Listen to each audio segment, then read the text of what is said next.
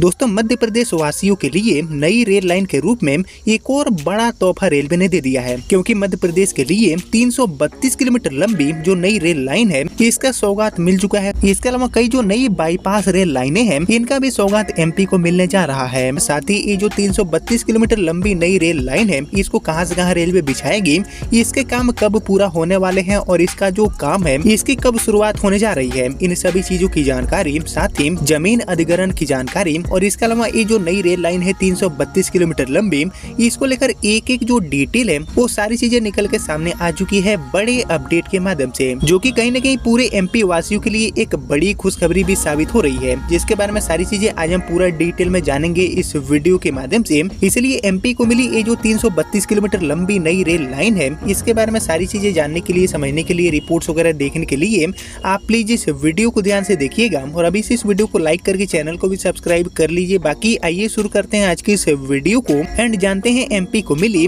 इस 332 किलोमीटर लंबी बहुप्रतीक्षित नई रेल लाइन के बारे में।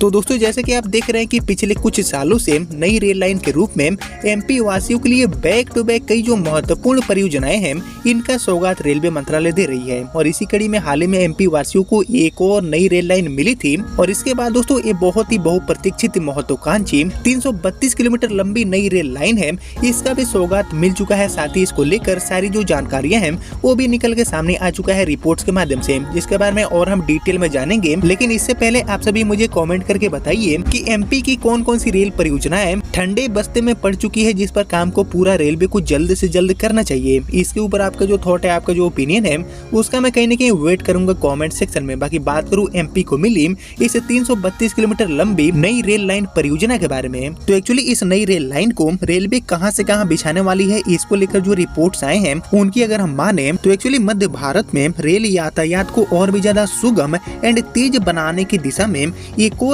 बड़ा कदम उठाया गया है रेलवे की तरफ से, क्योंकि रेलवे ने बीना से धौलपुर तक यानी कि टोटल 332 किलोमीटर लंबी जो चौथी फोर्थ रेल लाइन है इसके निर्माण की विस्तृत परियोजना रिपोर्ट, जिसे हम डीपीआर के नाम से भी जानते हैं, इसको तैयार करते हुए फाइनली रेलवे बोर्ड को भेज दिया है। जी हाँ दोस्तों, ये बहुत ही बड़ा अपडेट पूरे एमपी के लिए निकल के सामने आ चुका है। बाकी ये जो प्रस्तावित रेल लाइन है वो बढ़ते रेल ट्रैफिक एंड यात्रियों की सुविधाओं को ध्यान में रखते हुए पूरे रूट पर ट्रेन संचालन को सुगम एंड तेज बनाने का काम करेगी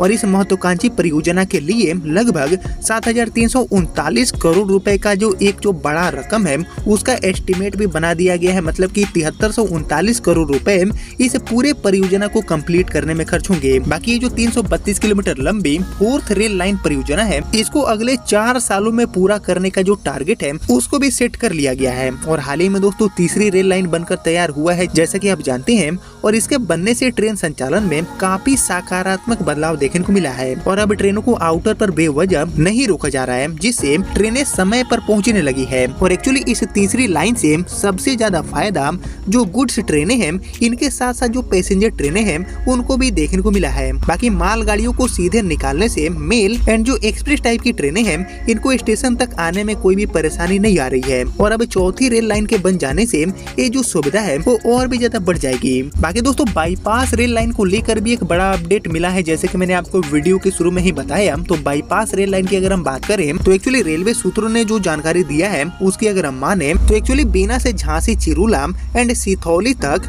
लाइन को लाकर ग्वालियर से बाईपास निकालने की प्लानिंग हो रही है और इसके लिए मालवा कॉलेज के पीछे से रमौवा डैम के पीछे होते हुए दिगसौली और रायरू से धौलपुर के बीच में इसको मिलाने का काम आपको देखने को मिलेगा। वहीं रायरू से नूराबाद एंड बानमोर के पास भी बाईपास से रेल लाइन को मिलाया जाएगा और इस परियोजना में कई जगहों पर जमीन अधिग्रहण भी किया जाएगा। वहीं बीना से धौलपुर के बीच में सर्वे होने के बाद रेलवे बोर्ड को डीपीआर बनाकर भेजी गई है और इसके लिए जो काम है वो स्वीकृति होने के बाद आपको ट्रैक पर भी देखने को मिलेगा। वहीं ये जो चौथी नई रेल लाइन है इसके बनने से ट्रेनों की संख्या बढ़ने के साथ साथ यात्रियों को काफी बड़ा फायदा देखने को मिलेगा और ये सारी जो जानकारियाँ हैं वो शशिकांत त्रिपाठी जी जो की CPRO है NCR के, इनके द्वारा दिया गया है। और एक्चुअली तीसरी लाइन के बाद अब ये जो चौथी लाइन बनने से न केवल ट्रेनों की संख्या इजीली रेलवे बढ़ा पाएगी, बल्कि यात्रियों को भी इसका जो सीधा फायदा है वो देखने को मिलेगा। और एक्चुअली ग्वालियर के साथ साथ आसपास के जो लोग हैं